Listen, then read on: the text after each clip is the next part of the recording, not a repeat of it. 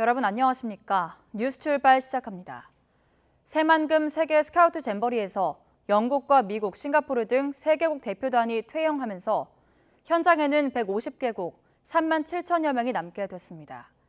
가장 많은 4,400여 명이 참여한 영국 대표단은 야영지를 떠나 서울과 경기도 인근 호텔에 짐을 풀었습니다. 1,500여 명이 참여한 미국 대표단도 짐을 챙겨 경기 평택 미군 기지인 캠프 험프리스로 향했습니다. 싱가포르 대표단 60여 명도 야영장을 떠나서 대전에 있는 수자원공사 인재개발원에 짐을 풀었습니다. 이들은 수자원 시설 견학과 문화 행사를 체험하면서 필요하면 새만금 야영장에도 들러 스카우트 활동을 이어갈 계획입니다. 전북 새만금을 떠나 서울에 머무는 영국 잼버리 스카우트 대원들이 시티 투어 버스를 타고 야경을 감상했습니다. 대원들은 광화문과 한강, 또 N서울타워를 감상하면서 색다른 추억들을 만들었습니다. 김다현 기자입니다. 영국 잼버리 스카우트 대원 150여 명이 서울 시티 투어 버스를 타기 위해 줄을 섰습니다. 전북 새만금을 떠나 서울에서 머물게 된 이후 첫 단체 일정으로 야경 관광을 하기로 한 겁니다. 버스에 오른 대원들은 밤이지만 피곤한 기색도 없이 들뜬 모습이었습니다. 영국 스카우트 연맹 측은 서울에 와서 그동안 해보지 못했던 이국적인 경험을 하고 있다며 매우 기쁘다고 말했습니다. We've been to see temples, we've been to see palaces, we've been experiencing the street food culture. So many different cultural experiences that are so different to our own back in the UK. So we're really enjoying being here. 다만 잼버리에서 있었던 일들에 대해서는 언급하고 싶지 않다며 인터뷰를 피했습니다. 광화문을 출발해 한강을 가로지르며 야경을 감상하는 일정. 대원들은 생소한 풍경을 눈으로도 담고 사진으로도 남겼습니다. 이어폰으로 해설을 들으며 서울의 역사를 공부하기도 했습니다. 야경 관광의 하이라이트는 서울 시내가 한눈에 내려다 보이는 N서울타워였습니다. 대원들은 반짝거리는 야경에서 눈을 떼지 못했고 타워를 배경으로 단체 사진도 찍으며 추억을 남겼습니다. 이후 버스는 남대문 시장과 청계광장을 거쳐 다시 광화문으로 돌아오며 1시간여의 관광을 마쳤습니다. 이동 과정에서 대원들을 태운 버스 한 대가 접촉사고를 당하기도 했는데 다행히 부상자는 없었던 것으로 전해졌습니다. 서울시는 앞으로도 희망하는 스카우트 대원들에게 시티 투어 버스를 소개하고 홍보하겠다고 밝혔습니다. 또 한강공원에서 야영할 수 있도록 지원하거나 관광시설 추가 할인이 가능한지도 검토하겠다는 방침입니다. YTN 김다현입니다. 잼버리 참가자들의 기대가 집중됐던 K-팝 콘서트가 오는 11일 저녁 전주 월드컵 경기장에서 열리는 거로 정리됐습니다. 정부는 또 머드축제와 템플스테이 등 전국 각지에서 한국 문화를 체험할 수 있는 프로그램들도 추가했습니다. 김평정 기자입니다. 애초 6일 저녁 새만금 야외 특설 무대에서 열릴 예정이었던 K-팝 콘서트. 외국에서도 인기가 많은 K-팝 가수들이 대거 공연하기로 해서 세계 청소년의 축제인 새만금 잼버리에서 가장 큰 관심이 모였습니다. 그러나 계속되는 폭염으로 온열 환자가 급증하고 안전사고 우려까지 겹치며 날짜와 장소가 모두 바뀌었습니다. 오는 11일 전주 월드컵 경기장에서 열리는 것으로 변경됐고 출연진에도 변동이 있을 수 있습니다. 월드컵 경기장의 수용 관중 규모는 42,000 명이며 관중석 88%가 지붕이 설치되어 있습니다. 비교 후에 적정 장소라는 판단을 내렸습니다. 이렇게 새만금 야영지 프로그램이 취소되거나 축소되는 가운데 전국 곳곳에선 스카우트 대원들이 참여할 관광 프로그램이 서둘러 마련되고 있습니다. 충남 보령 머드축제와 경북 안동 도산서원, 전통사찰 템플스테이 등을 체험하는 90개 프로그램이 운영됩니다. 또 서울시는 광화문 광장의 물놀이 축제 기간을 15일까지로 연장하고 부산과 경북도 유명 관광지와 유적지를 둘러볼 수 있도록 돕습니다. 숲체험, 템플스테이, 역사체험, 지역특화 프로그램 등 지원 가능한 프로그램에 대해 세계 스카우트 연맹에 제안하였고 대원들이 희망하는 프로그램에 참여할 수 있도록 적극적으로 지원하겠습니다. 일부 국가 참가자들의 이탈에도 대회를 이어가기로 한 만큼 정부는 현장을 안정화하기 위해 안간힘을 쓰고 있습니다. 가장 신경 쓰는 부분은 역시 폭염 관리입니다. 대한민국 정부 차원에서 2023년 새만금 세계 스카우트 잼버리 대회를 전폭 지원하기로 결정한 이후에 세계 잼버리 현장이 점차 안정되어 가고 있습니다. 이를 위해 야영장 내 냉방버스를 기존의 2배인 262대로 늘렸고 30분 간격이던 역내 셔틀버스 배차 간격은 10여 분으로 줄였습니다. 또 그늘막과 캐노피를 69개 추가하고 물놀이 시설도 8개 마련했습니다. YTN 김평정입니다. 새만금 스카우트 잼버리 수경지 안에서 성범죄로 추정되는 사건이 발생해 우리나라 스카우트 대원들이 조기 퇴소했습니다. 김태현 전북연맹 스카우트 제900단 대장은 기자회견을 통해 지난 2일 영진의 여자 샤워실에 30, 40대로 추정되는 태국 남자 지도자가 들어와 있다가 발각됐다고 주장했습니다. 이후 세계 잼버리 절차에 따라 운영 당국에 신고하고 기다렸는데 경고 조치로 끝났다고 전했습니다. 김 대장은 대원들과 이번 사건에 대해서 이야기한 결과 무서워서 수경지에 못 있겠다고 말해 학부모들과 상의해서 조기 퇴소를 결정했다며 이같이 말했습니다. 이 태국 남성은 경찰 조사에서 너무 더워 샤워실에서 씻었다고 진술한 거로 전해졌습니다. 윤석열 대통령이 세계 잼버리 대회 현장 상황과 관련해서 무더위 위생 관리에 만전을 기하라고 당부했습니다. 윤석열 대통령은 한덕수 국무총리와 이상민 행안부 장관으로부터 대회 관련 현장 상황을 보고받은 뒤 이같이 지시했다고 이도훈 대변인이 브리핑에서 밝혔습니다. 윤 대통령은 특히 식중독 등이 일어나지 않도록 각별하게 살펴달라고 말했습니다. 새만금 잼버리를 놓고 여야가 정면으로 충돌했습니다. 일단 행사를 잘 마무리하는 게 우선이라는 데에는 뜻을 같이 하면서도 문재인 정부와 민주당의 책임이 있다는 여당의 주장에 민주당은 전형적인 유체이탈 화법이라고 맞받았습니다. 보도에 박광열 기자입니다. 미국과 영국 등 큰손 이탈로 위기를 맞았던 새만금 잼버리. 이 상당수 국가의 잔류 결정으로 한숨 돌렸지만 여야의 내탁 공방은 더 격화됐습니다. 국민의힘은 문재인 정부와 민주당에 재차 날을 세웠습니다. 대회 상황을 보면 이전 정부부터 책정됐던 6년간 1,000억 원이라는 예산이 어디에 쓰였는지 의문이라며 철저한 진상규명을 예고했습니다. 문재인 정부와 또 전현직 전북도에 있지 않겠나 보고 있습니다. 이렇게 행사를 미흡할 수 있는가에 대한 부분도 아마 원인 규명과 또 철저한 또 상황 파악이 필요하지 않겠습니까? 야권의 비판에 대해서는 국제 이벤트를 정쟁 프레임에 가둔다고 지적했는데 민주당 역시 가만히 있지 않았습니다. 윤석열 정부가 전 정권과 지방 정부의 책임을 돌리는 등 또 남 탓, 전 정부 탓에 나섰다며 정부 무책임이 부른 예고된 참사라고 반박했습니다. 앞서 윤 대통령이 전폭적 지원을 약속했던 점을 거론하며 부처 간 엇박자 논란을 파고들기도 했습니다. 여가부와 협의 과정에서 예산을 주지 않은 기재부도 전 정부입니까? 대통령, 총리, 장관 누구 하나 빠질 것 없이 책임에서 도망치려고 하지만 결국 모래 속에 머리를 박은 타조의 모습에 불과하다는 점을 분명히 아십시오. 더욱 가열되는 전현 정부 책임 공방과 관련해 사태 초반과 달라진 기류를 지적하는 목소리도 나옵니다.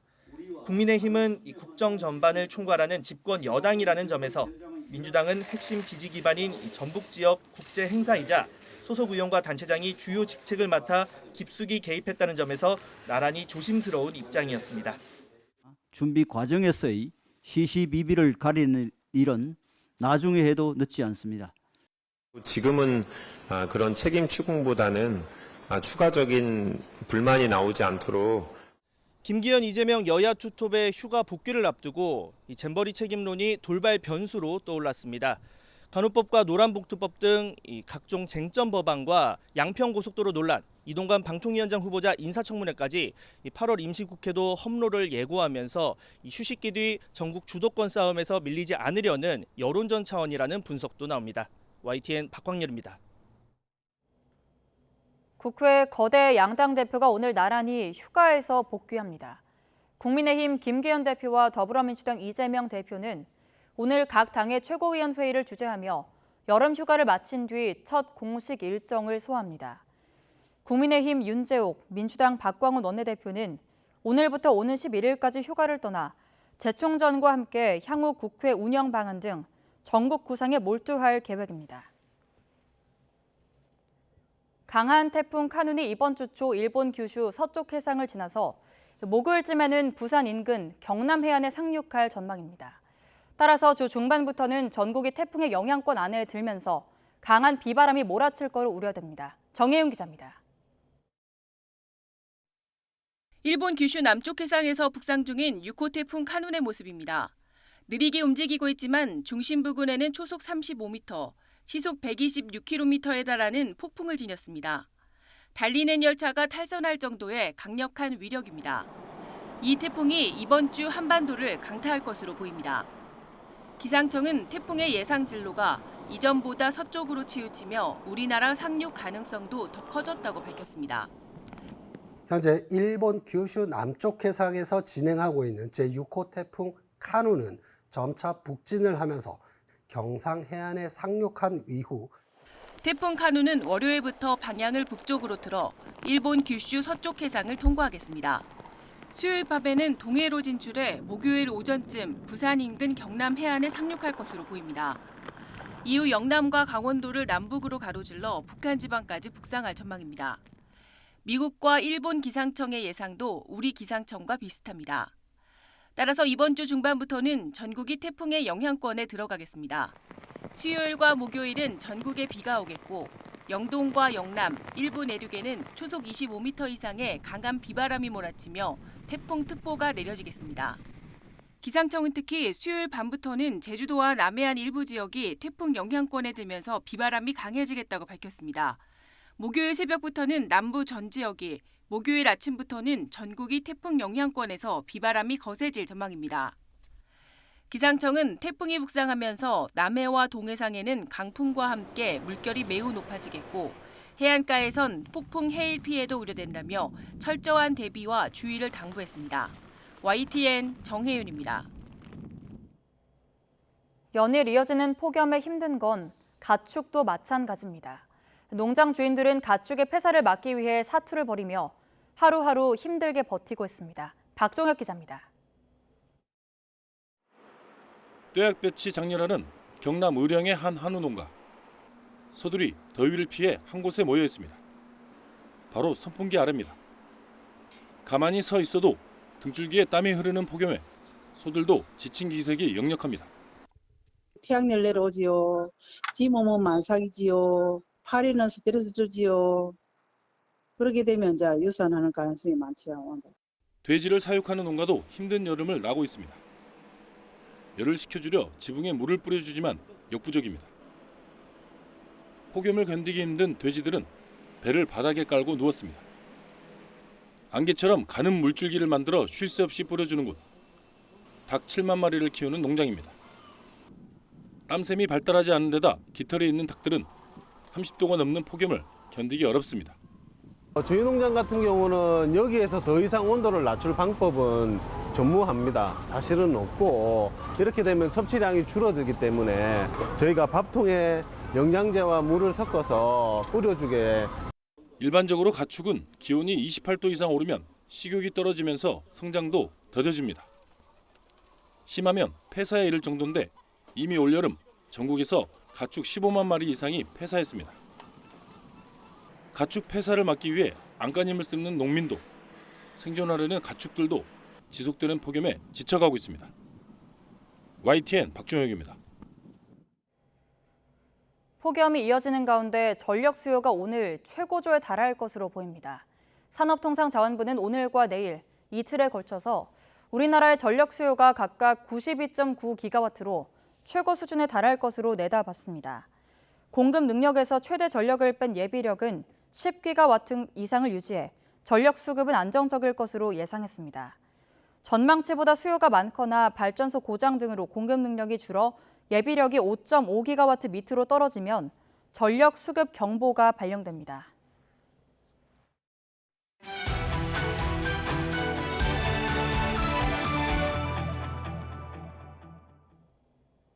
경기 성남 분당구 서현역 일대에서 발생한 흉기 난동 사건의 피해자 한 명이 끝내 숨졌습니다. 경찰은 오늘 신상공개심의위원회를 열어서 최 씨 얼굴과 이름을 공개할지 결정합니다. 임상호 기자입니다. 서현역 흉기 난동 사건의 피의자 최모 씨의 차량에 치였던 60대 여성이 끝내 숨졌습니다. 뇌사 상태로 병원에서 치료받다가 사건 발생 사흘 만에 숨을 거둔 겁니다. 전체 피해자 14명 가운데 처음으로 사망자가 나오면서 최 씨의 혐의엔 기존의 살인 미수와 살인 예비에 살인죄까지 더해졌습니다. 최 씨가 계획적으로 범행을 준비한 정황도 드러났습니다. 경찰이 최 씨의 휴대전화 2대와 PC 1대를 포렌식하고 있는데 최 씨가 범행 전 앞서 발생한 신림동 흉기 난동 사건을 검색한 사실이 확인된 겁니다. 최 씨는 이외에도 사시미칼, 가스총, 방검복, 칼 들고 다니면 불법 등의 키워드를 검색한 것으로 파악됐습니다. 자신이 활동하던 인터넷 커뮤니티에도 흉기를 들고 있는 사진을 올리는가 하면 범행 전날엔 서현역 지하에 디저트를 먹으러 간다고 쓰기도 했습니다. 경찰은 포렌식 작업과 분석이 끝나는 대로 최 씨가 범행을 미리 치밀하게 준비했는지 등을 최종 판단할 방침입니다. 최 씨는 자신을 스토킹하던 조직을 세상에 알리려고 범행을 했다는 주장을 고수하고 있습니다. 하지만 경찰은 최 씨가 정신질환에 따른 피해망상에 범죄를 저질렀을 가능성에 무게를 두고 프로파일러들을 투입해 면담 조사를 벌이고 있습니다. 이와 함께 경찰은 최 씨의 신상정보 공개 심의위원회를 열어 이름과 나이, 사진을 공개할지를 정할 방침입니다. YTN 임성호입니다. 묻지마 흉기 난동 이후 전국 각지에서 흉악범죄를 예고한 글들이 퍼지는 가운데 지금까지 54명이 경찰에 붙잡혔습니다. 그중에 절반가량이 중학생을 포함한 10대 청소년인데요. 경찰과 검찰은 심각한 범죄 행위로 규정하고 적극적으로 구속 수사하기로 했습니다. 보도에 우철희 기자입니다. 에버랜드에 가는데 눈에 보이는 사람들을 다 죽이겠다. 놀이공원을 발칵 뒤집어 놓은 이 글의 작성자는 고등학교 1학년생이었던 것으로 드러났습니다. 게임에서 알게 된 친구의 욕설에 화가 났다는 게 글을 쓴 이유입니다. 워터파크 캐리비안 베이와 중학교에서 비슷한 범죄를 저지르겠다고 예고한 중학생들도 있습니다. 덜미가 잡힌 뒤엔 모두 장난으로 벌인 일이었다고 말했습니다. 서울 신림동과 경기 성남 분당의 흉기 난동 사건 이후 강력 범죄를 예고하는 글이 온라인에서 걷잡을 수 없이 퍼지고 있습니다. 작성자들이 줄줄이 붙잡히고 있는데 10대 청소년이 절반에 이를 정도로 큰 비중을 차지합니다. 위급한 곳에 쓰여야 할 치안력이 엉뚱한 곳에 낭비되고 국민 불안도 키운다는 점에서 철없는 장난으로만 치부할 수 없다는 게 전문가들의 중론입니다. 일단은 엄벌주의 기조로 가는 게 맞다. 왜냐하면 그런 기조 자체가 교육이 되니까. 그러면 이제 경각심을 갖기 시작하겠죠. 경찰과 검찰도 살인 예고 글을 심각한 범죄 행위로 규정하고 엄정 대응 기조를 재확인했습니다. 두 기관의 수장이 전화 통화를 가진 데 이어 지휘부가 참석하는 긴급 회의를 각각 열어 구속 수사를 적극 검토하기로 했습니다. 피의자 검거 후 수사 과정에서 구체적인 범죄 실행 의사가 확인되는 경우에는 구속 수사를 적극 진행하겠습니다. 또 단순 협박죄가 아니라 살인 예비나 위기에 의한 공무집행 방해죄로 더 무겁게 처벌할 수 있는지도 면밀하게 들여다볼 계획입니다. 살인 예고 글뿐만 아니라 흉기 난동 5인 신고도 잇따르는 가운데 경기 의정부에서는 출동한 경찰을 피하는 과정에서 애꿎은 중학생이 다치기도 했습니다.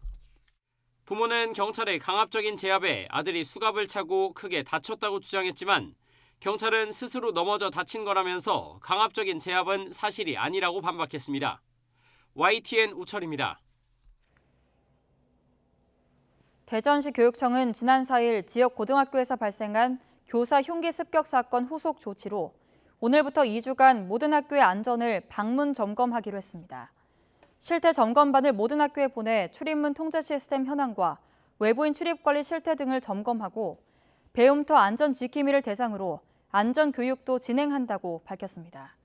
또 이번 사건과 관련해 정신적인 충격이 컸던 학생과 교직원들을 위해서 사건이 발생한 학교에 전문 인력이 상주하며 상담을 진행하고 또 필요한 경우 정신과 치료를 지원할 예정입니다. 더불어민주당 전당대회 돈봉투 의혹과 관련해 검찰이 일부 의원 실명을 거론했다는 보도가 나오면서 해당 의원들은 물론 민주당 지도부도 근거가 없다고 일축했습니다. 반면 여당에서는 성역 없는 수사를 촉구하며 이재명 대표를 겨냥해 불체포 특권 포기 서명에 동참하라고 압박했습니다. 보도에 이준엽 기자입니다. 민주당 전당대회 돈봉투 의혹에 연루돼 구속된 윤관석 의원.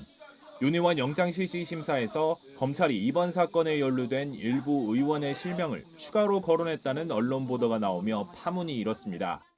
보도에 언급된 의원들은 한 목소리로 본인은 돈봉투를 받지 않았고 받을 수도 없다고 반발하며 법적 대응 의사를 내비쳤습니다. 지도부 역시 더는 내로남불과 온정주의를 되풀이하지 않겠다는 원칙을 내세우면서도 검찰의 언론 플레이를 비판했습니다. 우리 당 의원들의 실명을 특정했느냐 말았느냐 하는 얘기들은 다 확인이 안 된 그런 얘기들이라고 분명한 증거가 있을 때 얘기를 하기를 저는 다시 한번 말씀을 드리고 반면 여당은 성역 없는 수사를 촉구하며 공세에 더욱 고삐를 조였습니다.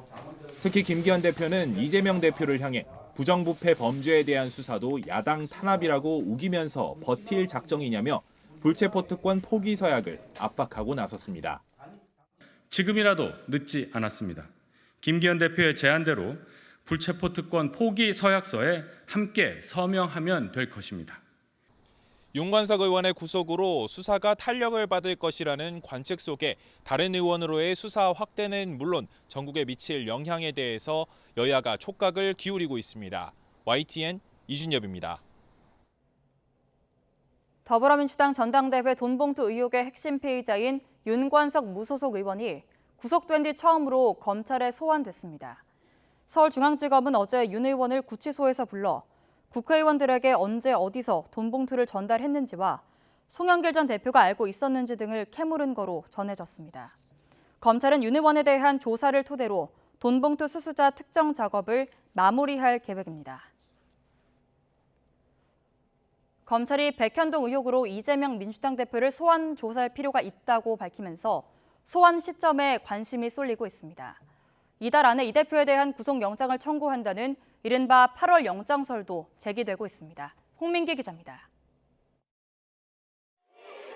수사가 어느 정도 마무리된 시점에서 이재명 대표에 대한 소환 조사가 필요하다고 판단했다. 검찰이 백현동 개발 비리 의혹과 관련해 이재명 더불어민주당 대표를 직접 불러 조사하겠다는 방침을 공식화했습니다. 백현동 한국식품연구원 부지에 아파트 단지가 조성될 때 부지 용도가 한 번에 4단계나 상향되는 등 민간 사업자에게 이익이 돌아간 과정을 알아보려면 당시 성남시장으로서 최종 인허가권을 가졌던 이 대표 조사가 필수적이라는 겁니다. 이미 검찰은 로비스트로 지목된 민간업자와 특혜를 받은 부동산 개발업체 회장을 기소한 데 이어 지난달엔 이 대표의 측근 정진상 전 실장도 배임 혐의 피의자로 불러 조사를 마쳤습니다. 다만 검찰 관계자는 소환 시점을 놓고 이 대표 측과 협의를 진행하는지에 대해서는 언급하기 어렵다며 적절한 시기에 일정과 방식을 협의할 계획이라고 설명했습니다. 이에 따라 이 대표가 휴가를 마치고 복귀하는 이번 주부터 소환 일정 조율도 본격화할 전망입니다. 또 쌍방울 대북 송금 의혹을 수사하는 수원지검도 이번 달 안에 이 대표를 소환할 가능성이 있어서 검찰 내부에서도 협의가 이뤄질 수도 있습니다. 이런 가운데 앞서 검찰이 대장동 미래신도시 개발 의혹과 성남FC 후원금 의혹에 대해 함께 구속영장을 청구했던 것처럼 이번에도 두 사건을 묶을 거라는 관측도 나옵니다. 일각에선 검찰이 이번 달 안에 이 대표에 대해 구속영장을 청구한다는 이른바 8월 영장설도 제기되는데 국회 비회기가 오는 15일까지인 만큼 그 전에 영장이 청구되면 이 대표는 체포동의안 표결 없이 법원에서 바로 구속영장 심사를 받아야 합니다. 그러나 이 대표가 앞서 불체포 특권을 포기하겠다고 밝힌 만큼 영장 청구 시기는 변수가 아니라는 분석도 있습니다. 저에 대한 정치 수사에 대해서 불체포 권리를 포기하겠습니다. 이에 대해 검찰 관계자는 아직 이 대표를 소환 조사하지도 않은 상태에서 영장 청구 시기를 예측하는 것은 대단히 섣부르다며 선을 그었습니다. YTN 홍민기입니다. 정부는 지하주차장 철근 누락이 확인된 LH 아파트 15곳에 대해서 다음 달까지 보강 공사를 완료할 계획입니다. 이런 가운데 공정거래위원회가 문제의 아파트 단지 시공사들이 하도급 업체에 공사 대금을 제대로 줬는지 조사에 착수합니다. 이동호 기자입니다. 설계 단계 오류로 인해 154개 주차장 기둥 모두에 보강 철근이 누락된 경기도 양주의 한 LH 아파트. 수평 기둥인 보호 없이 수직 기둥이 직접 슬래브를 지탱하는 무량판 구조여서 기둥 주변에 하중이 집중되다 보니 철판을 덧대 보강 공사를 벌이고 있습니다. 또 철골 기둥을 새롭게 설치하는 작업도 벌이고 있습니다. 이 현장에서는 25개 기둥이 신설됩니다. 기둥만 25개고 저 보강은 계속 전체적으로 다 보강을 하고. 저는 개인적으로 이제 무량판을 쭉 연구하고 공부하고 관심 있는 또 국민 중에 하나인데 충분히 저는 개인적으로는 잘 보안 시공이 마무리되는 것이지 않느냐 이렇게 판단합니다.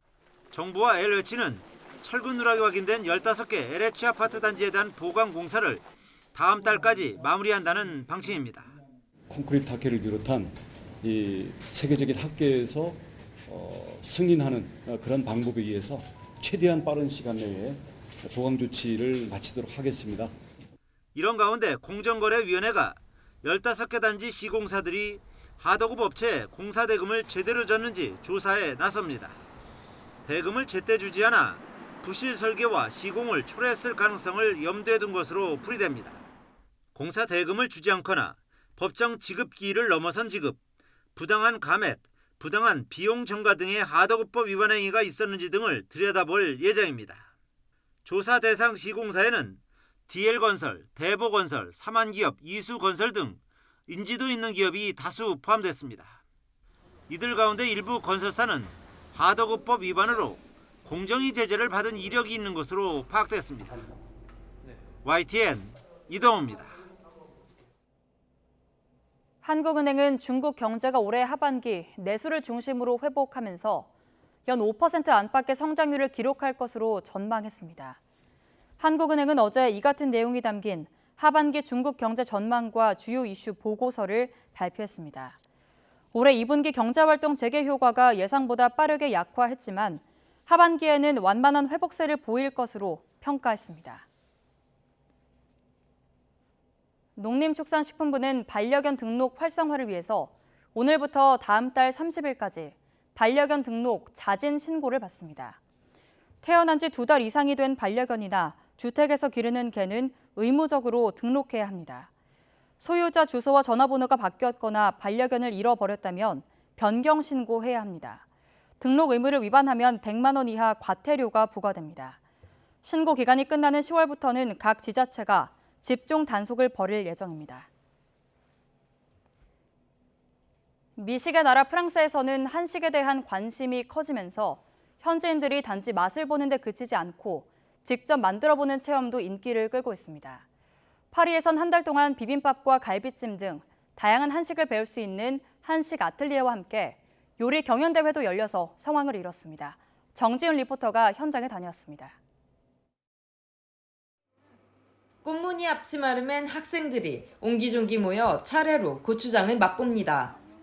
매운 음식이 익숙하진 않지만 한식에 대한 호기심에 주저함이 없습니다. Parce que c'est une cuisine très différente des plats occidentaux. C'est très épicé, les légumes sont différents et puis j'ai toujours trouvé ça très bon. J'ai découvert ça par rapport avec le kimchi. 프랑스에선 한국 문화의 인기 속에 한식에 대한 관심도 늘면서 직접 만들어 보려는 이들의 문의가 이어지고 있습니다.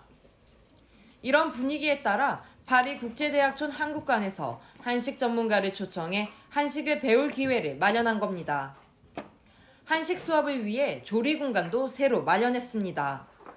한 달 동안 일주일에 한 번씩 하루에 2종류의 한식을 만들어 봅니다. 저희는 오늘 갈비찜을 요리해봤어요. 되게 제가 들어본 적 있는 요리인데 너무 좀 어려워 보여서 좀 시도를 혼자서 하기가 좀 어려웠었는데 이제 오늘 해봐서 너무 기분 좋아요. 정해진 재료와 도구로 만들었지만 완성된 요리에는 각자의 색깔이 담겼습니다. 갈비찜 위에 맛깔스럽게 올라간 고명도 모두 제각각. 하지만 한식을 대하는 마음만큼은 같습니다. 제가 놀랬던 게 진짜 한식의 진심이다. 찬찬히 정확하게 배우려는 자세로서 조리를 하고 또 음식을 대하는 모습에 정말 우리 한식을 좋아하는구나라는 것을 느낄 수 있었습니다. 한 달간의 한식 수업을 모두 마친 학생들이 참가한 요리 경연 대회도 열렸습니다. 떡볶이, 불고기 등 그동안 배운 요리 중 각자 자신 있는 것을 선택해 실력을 뽐낼 수 있는 기회. D'accord. Bulgogi, pour moi, c'était d'abord faire une marinade entre l'huile de sésame, la sauce soja, et un peu de l'ail. Que la cuisine, c'est vraiment un régal des saveurs et des couleurs. C'est pas seulement bon au goûter, mais c'est bon aussi quand on voit toute cette couleur. 일회성 체험이나 시식에 머물지 않고 수업을 통해 한식을 깊이 있게 음미하고 그 속에 담긴 한국 전통 문화까지 배운 한 달. 주최 측은 앞으로 한식뿐 아니라 한국 문화 전반에 대한 이해를 높일 수 있는 다양한 행사를 검토하고 있습니다. 한식 행사는 이제 조리실을 구성을 했으니까 더 크게 자주 했으면 좋겠다는 생각이 들고요. 그 외에도 한국을 알릴 수 있는 다른 문화 이벤트들, 예를 들면 가곡이라든지 사물놀이라든지 한복 입어보기라든지 이런 다양한 이벤트들을 좀 자주 했으면 좋겠다는 계획을 갖고 있습니다. 파리에서 YTN월드 정지윤입니다. TV 드라마에 등장해 많은 관광객이 찾았던 창원의 우영우 팽나무 기억하시나요? 이번엔 특이한 전설과 함께 의령 성황리 소나무가 인기를 끌고 있다고 합니다. 헬로티비 뉴스 전주현 기자입니다. 야트막한 산비탈을 우뚝 선 소나무 한 그루. 높이만 13.5m, 둘레도 4.8m로 세 개의 가지가 옆으로 넓게 퍼져 그 웅장함을 자랑합니다. 바로 최근 드라마에 등장한 일명 덕다리 나무인 의령 성황리 소나무입니다. 드라마에서는 죽은 아이의 넋을 기리는 의식을 행하는 나무로 묘사되고 있지만 실제로 이 성황리 소나무는 300년간 성황마을을 지켜주는 수호신 역할을 하고 있습니다. 성황리 소나무는 지난 1988년 천년기념물 359호로 지정될 만큼 오래전부터 귀한 나무로 여겨져 왔습니다. 게다가 오랜 전설까지 있어 신비함을 더합니다. 바로 성황리 소나무와 부부나무로 옆에 있던 소나무가 맞닿으면 좋은 소식이 전해진다는 전설인데 실제 강복을 맞은 1945년 두 나무는 사이좋게 맞닿았습니다. 긴 세월 속에 앞나무는 사라지고 홀로 자리를 지키고 있는 성황리 소나무. 드라마의 인기와 이 같은 이야기가 알려지면서 이 소나무는 제2의 우영우 팽나무처럼 관광객의 관심을 받고 있습니다. 그러면 이제 각종 공모 사업에 공모를 한다든지 그렇게 해서 보존하는 거는 보존하고 나머지는 문화재청이나 뭐 이렇게 서로 협조하여서 이제 좀 크게 좀 해볼 생각이 있습니다. 그동안 보존과 관리에만 중점이 맞춰졌던 천년기념물. 그러나 이제는 함께 보고 즐기면서 그 가치를 이해하는 공간으로 변화하고 있습니다. 헬로티비 뉴스 전주현입니다. 한국인 지휘자 윤한결이 세계적으로 주목받는 젊은 지휘자들의 등용문으로 평가받는 국제 콩쿠르에서 우승을 차지했습니다. 카라얀 젊은 지휘자상 콩쿠르 심사위원단은 현지 시간 6일 오스트리아 잘츠부르크 모차르트 대강당에서 이 대회 우승자로 윤한결을 선정했다고 발표했습니다. 헤르베르크 폰 카라얀 협회와 오스트리아의 세계적 클래식 축제인 잘츠부르크 페스티벌이 마련한 이 콩쿠르는 젊은 지휘자들이 한 번쯤은 결선 무대에 오르기를 꿈꾸는 대회로 평가받고 있습니다. 외교부는 중국이 리순 감옥 박물관의 안중근 전시실에 이어서 윤동주 시인의 생가 운영을 중단한 걸 두고 유관 기관과 협업해 중국 내 보훈 사적재 관련 동향을 점검하고 중국과 협력해 나가겠다고 밝혔습니다. 외교부 당국자는 중국 지린성 옌벤 조선족 자치주 룽징에 있는 윤동주 생가가 최근 폐쇄된 것에 대해서 중국 측이 현재 윤동주 생가가 보수 공사로 인해 미개방된 상태임을 확인해 줬다며 이같이 말했습니다. 중국 당국은 내부 수리를 이유로 지난달 10일쯤부터 윤동주 생가 운영을 중단한 것으로 전해졌습니다. 영국에서 울타리가 쳐지지 않았는데도 정해진 구역을 벗어나지 않으며 풀을 뜯는 소들이 있습니다. 이는 목에 걸린 특별한 벨 때문이라고 합니다. 류재훈 기자입니다. 영국 잉글랜드 서부의 산악 목초지에서 소들이 드러누워 쉬거나 풀을 뜯고 있습니다. 그런데 목초지를 둘러싼 어느 곳에도 울타리는 보이지 않습니다. 그래도 소들은 일정한 구역을 함부로 벗어나 풀을 뜯을 수는 없습니다. 벗어나려 하면 바로 목에 건 벨이 울리면서 일종의 가상의 울타리 역할을 하기 때문입니다. Once the cow hears that, it realizes that I'm getting to the edge of my boundary, and they just kind of turn back into the grazing unit and carry on. 이게 가능한 것은 이 벨에 위성으로 위치를 파악하는 GPS 칩이 결합돼 있어서입니다. 관리자가 휴대전화 GPS 벨 앱을 통해 소가 풀을 뜯을 구역을 그때그때 설정하고 소가 여기를 벗어나면 곧바로 경고벨이 울리도록 한 시스템입니다. 그런데 이런 시스템을 도입한 것은 소가 도망가는 것을 막기 위한 게 아닙니다.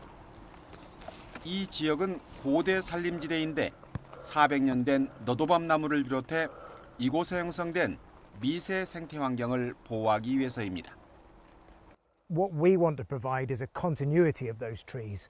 They themselves were created through grazing regimes, and we are now implementing a future of grazing regimes. GPS 벨은 휴대전화 하나로 특정 구역을 설정해 가축을 관리할 수 있기에 농작물을 보호하면서 풀을 뜯게 하는 등 목축 농가에서는 여러 용도로 활용될 수 있을 것으로 보입니다. YTN 류재웅입니다. 중국은 기록적인 폭염과 홍수에 이어 강진까지 발생하며 자연재해로 몸살을 앓고 있습니다. 폭우가 쏟아진 지역은 현재 복구가 한창인데요. 그런데 남부와 북부 모두에서 또다시 폭염이 예보됐습니다. 김태영 기자입니다. 새벽 2시 30분쯤 산둥성 핑위안현 일대가 흔들립니다. 규모 5.5의 지진은 베이징과 텐진 등 원거리에서도 진동이 감지됐습니다. 5분 뒤 다시 규모 3.0의 지진을 비롯해 50여 차례의 여진이 이어졌습니다. 이번 지진은 지난 10년간 산둥에서 발생한 3.0 이상의 지진 40여 차례 가운데 최대 규모입니다. 20여 명이 다치고 많은 주택이 파손됐으며 놀란 주민들은 집 밖으로 뛰쳐나왔습니다.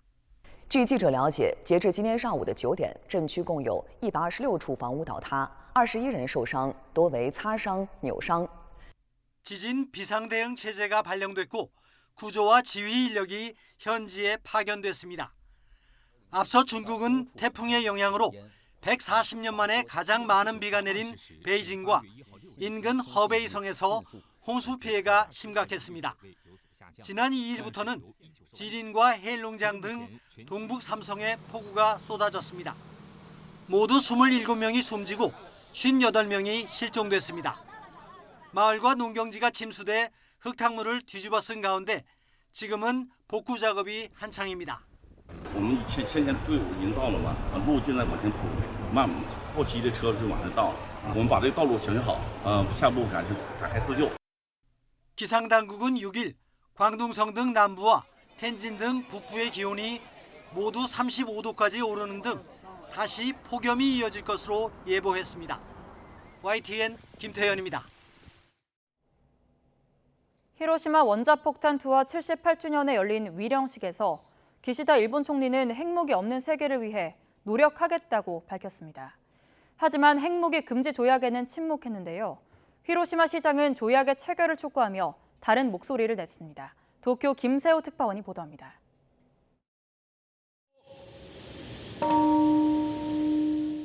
(78년) 전 일본 히로시마에 원자폭탄이 떨어졌던 시각인 아침 8시 15분 평화의 종이 울립니다.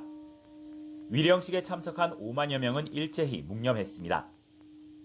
히로시마를 지역구로 둔 기시다 후미오 총리는 일본은 유일한 피폭국으로 핵무기 없는 세계를 위해 노력하겠다고 거듭 강조했습니다.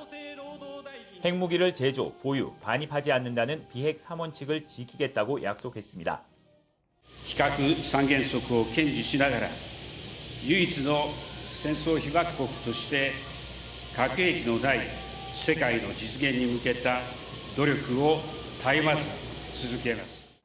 하지만 기시다 총리는 이날 행사에서 핵무기 금지 조약과 관련해서는 별도로 언급하지 않았다고 교도통신은 전했습니다.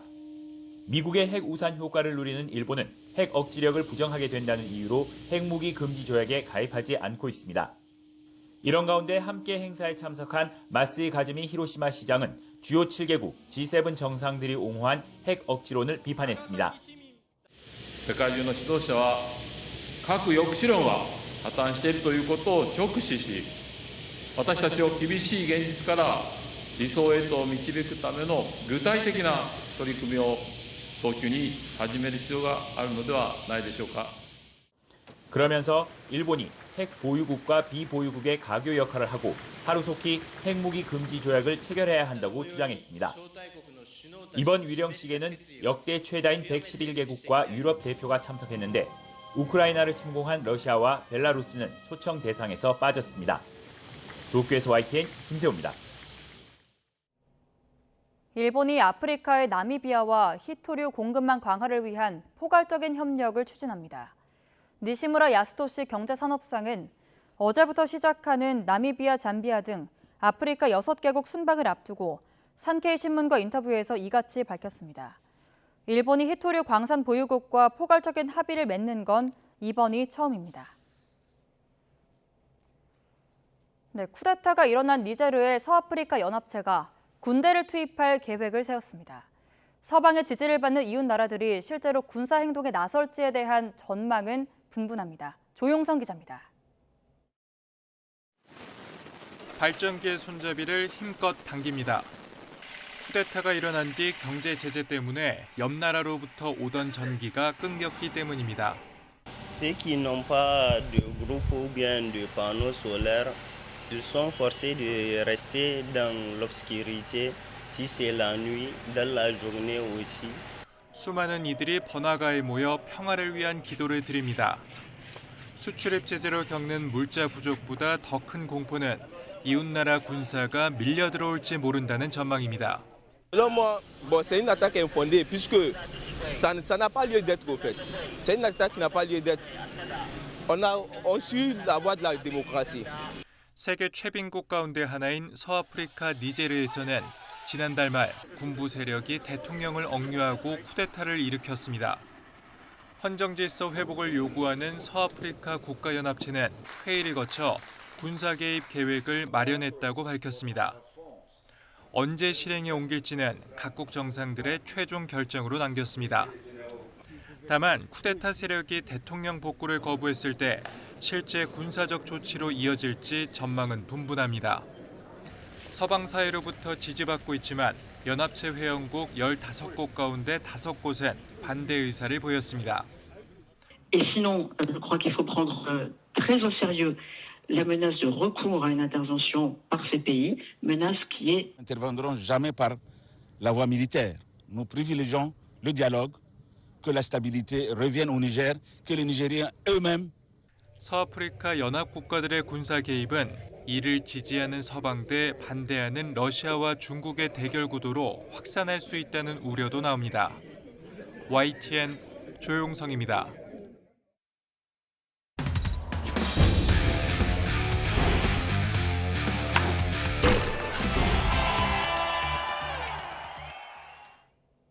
프로야구 롯데 자이언츠가 SSG 랜더스를 상대로 팀 노히트 노런을 달성했습니다. KBO 리그 역대 3번째 기록입니다. 프로야구 소식 이지은 기자입니다. 롯데 선발 윌커슨이 7회까지 단 한 개의 안타도 내주지 않고 마운드를 지킨 뒤 8회 올라온 구승민이 깔끔하게 이닝을 마무리합니다. 김원중이 뒷문을 굳게 잠그면서 SSG의 1대0 승리를 거둔 롯데. 무안타 무실점으로 팀 노히트 노런을 달성했습니다. KBO 리그에서 팀 노히트 노런이 나온 건 3번째입니다. I felt pretty good. I was able to throw all my pitches for strikes, establish strike zone early, and just kind of keep the defense in the game, and was able to pull out a win.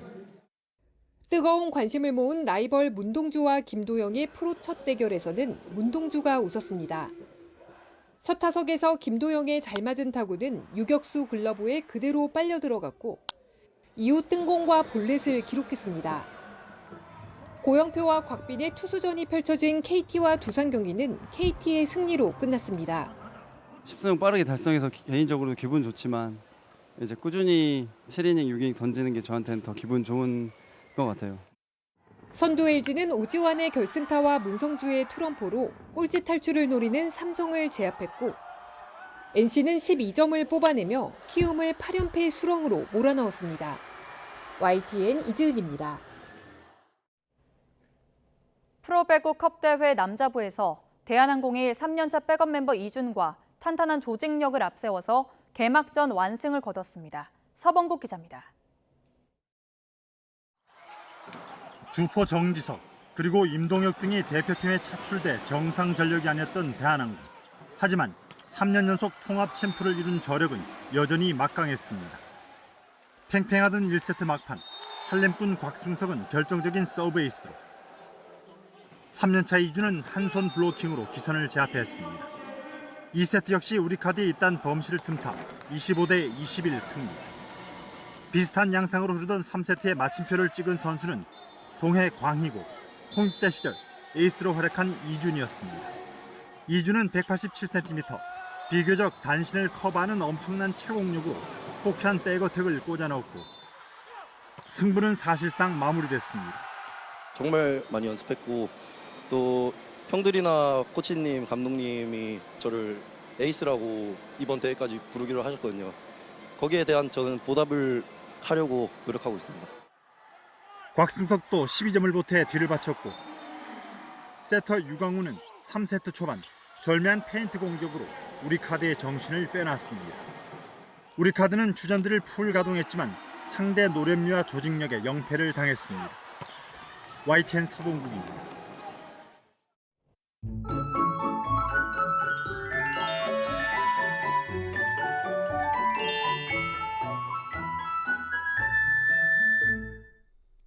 어제도 서울이 33도까지 오르는 등 전국이 펄펄 끓었습니다. 오늘도 내륙은 서울 36도 등 무더위가 기승을 부리겠지만 동풍이 불어드는 동해안은 강릉 29도로 폭염이 누그러지겠습니다. 이렇게 동풍이 불어들면서 영동에는 비가 내리고 있습니다. 내일까지 영동 많은 곳에는 150mm가 넘는 비가 예상되고요. 내일 오후부터는 경북 북부 동해안에도 최고 40mm의 비가 내리겠습니다. 오늘도 무더위 속에 오후부터 소나기 소식이 있습니다. 양은 5에서 60mm로 좁은 곳에 짧고 강하게 내리겠는데요. 특히 서울 등 중북부와 호남 많은 곳은 70mm 이상 내릴 수 있어 주의해 주셔야겠습니다. 오늘 동해안은 흐리겠고 그 밖은 가끔 구름이 많이 지나겠습니다. 당분간 제주 해안과 남해안, 동해안에는 너울성 파도가 유입될 수 있어서 피서객들은 해안가 안전사고에도 유의해 주셔야겠습니다. 낮의 열기가 밤사이에도 식지 못하면서 곳곳에서 열대야가 나타나겠습니다. 오늘 아침 기온은 서울이 27도 예상되고요. 한낮에는 서울 기온 36도, 대전도 36도로 몹시 무덥겠고요. 동풍이 부는 강릉은 29도 예상됩니다. 한편 6호 태풍 카누는 점차 방향을 북쪽으로 틀어 일본 규슈 해상을 지나 수요일 밤 동해로 진출하겠습니다. 목요일 오전에는 부산 인근 남해안에 상륙하겠고 이후 영남과 강원도를 지나 북한까지 북상할 것으로 보입니다. 따라서 주 중반부터는 전국이 태풍 영향권에 들겠는데요. 당분간 동해안을 중심으로 비가 길게 이어지는 가운데 수요일과 목요일에는 전국으로 비가 확대되겠습니다. 특히 영동과 영남 내륙에는 강한 비바람 피해가 우려되니까요. 최신 기상 정보 잘 살펴주시기 바랍니다. 날씨였습니다. 뉴스 출발 마칩니다. 함께해 주신 여러분 고맙습니다.